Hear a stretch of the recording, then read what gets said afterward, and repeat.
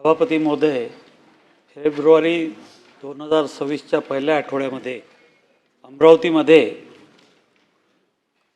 Narcotics महसूल गुप्तचर संचालनाच्या DRIने एक धाड टाकून अमरावतीमध्ये जवळपास 8 ते 10 कोटी रुपयाचा मॅट्रेसचा साठा जप्त केला।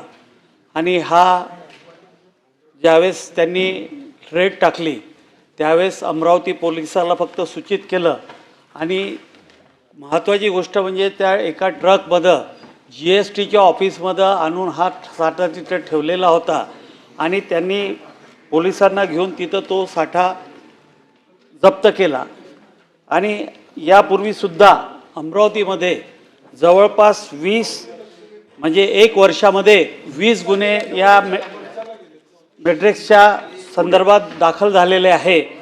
आणि मागच्या अधिवेशनामध्ये सुद्धा या संदर्भात मी लक्षवेधी लावली होती। त्याला मुख्यमंत्र्यांनी एक नवीन धोरण करून या सर्वांवर बंधन आणण्याचं केलेलं होतं, परंतु असं आता निदर्शनात येऊन आलं की राज्यामध्ये जी काही मॅट्रेसची किंवा हे जे टोळी जे आहे ह्या अमरावतीवरून ऑपरेट होत असल्याचं चित्र निर्माण झालेलं आहे। आणि आज जवळपास माझी लक्षवेधी आपली 23ला दाखल केली, 26-27ला लक्षवेधी डिपार्टमेंटमध्ये गेली आणि त्यानंतर अमरावतीला पुन्हा 4-5 दिवसाच्या आधी 3 कोटी रुपयाचा तिथे साठा सापडलेला आहे। तो महाराष्ट्र पोलिसांनी केलेला आहे। म्हणजे आपण लक्षात आलं पाहिजे की ज्यावेळेस आपण लक्षवेधी किंवा काही विचारतो त्यावेळेस पुन्हा ह्या धाडी पडतात। या संदर्भात मंत्री महोदयांना माझी अशी विनंती आहे की या अमरावतीमध्ये मागच्या वेळी मी म्हटलं होतं की महाराष्ट्राचं हब बनत चाललेलं आहे हे अमरावती। आणि इथं सातत्याने जर आपण विचार केला तर इथं नव्यानं प्रशासनामध्ये बदल करण्याची गरज आहे। आपण जर पाहिलं तर हे प्रत्येक हा जेवढ्या रेड मारलेल्या आहे ह्या क्राईम ब्रँचनी मारलेल्या आहे।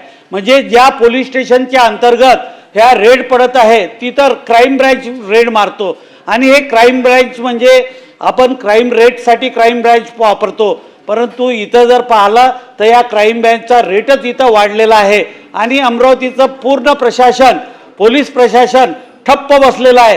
पोलीस स्टेशन ठप्प बसलेले आहे, तिथलं DCP ACP सर्व ठप्प बसलेले आहे। आणि हे क्राईम ब्रँच हे जे काही रेड मारतो याच्या मागं साठे लोटे असल्याशिवाय हे होऊ शकत नाही। माझी मंत्री महोदयांना विनंती आहे की जर या पुढच्या काळामध्ये आपण ह्या सर्व बाबीवर लक्ष घातलं नाही तर या अमरावतीमध्ये ही ड्रग्सची मोठी कारवाई या संदर्भात आपण काय निर्णय घेणार आहात त्या संदर्भात माझी मंत्री महोदय शंभूराजे।